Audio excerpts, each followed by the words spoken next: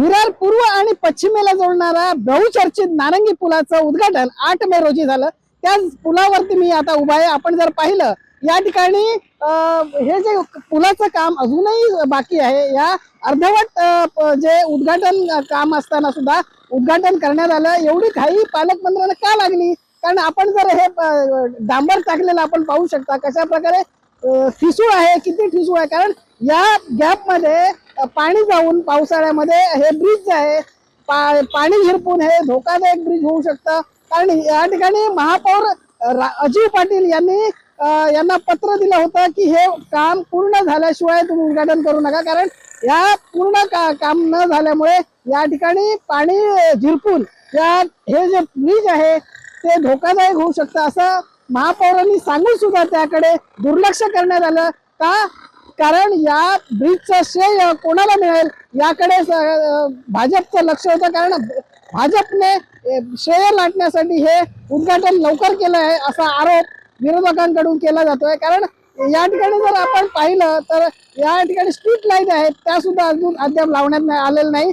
या street light लावण्याचं काम सध्या सुरू आहे, आपण बघू शकता। मग एवढी घाई का लागली की हे ब्रिज? कारण या ठिकाणी सुरक्षेचे उपाय सुद्धा नाही आता। कारण एखाद्या या वाहनांमुळे एखाद्या कामगाराचा अपघात होऊन या ठिकाणी दुर्घटना होऊ शकते। एखादी दुर्घटना झाल्यानंतर याची जबाबदारी कोणाची असेल? कारण असंही सांगितलं जातं की ह्या ब्रिजचे मोबदला जो आहे अजूनही शेतकऱ्यांना देण्यात आलेला नाही। मात्र उद्घाटनाची घाई यांना का लागलेली आहे असा सवाल सुद्धा उपस्थित केला जात आहे।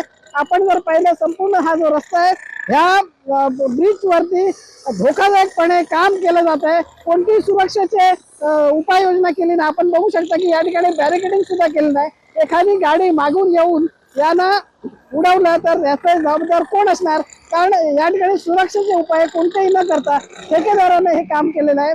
फक्त श्रेयवादासाठी आणि श्रेय लाटण्यासाठी या ठिकाणी हे काम अर्धवट असताना या ठिकाणी उद्घाटन करण्यात आलेलं आहे। त्यामुळे येणाऱ्या पावसाळ्यात या निकृष्ट दर्जाचं काम असेल तर त्याच्यावरती कारवाई कोण करणार आणि याची ग्वाही देणार आहे का ठेकेदार की हे जे काम आहे सुरक्षित होणार आहे आणि क्वालिटी वाईज होणार आहे?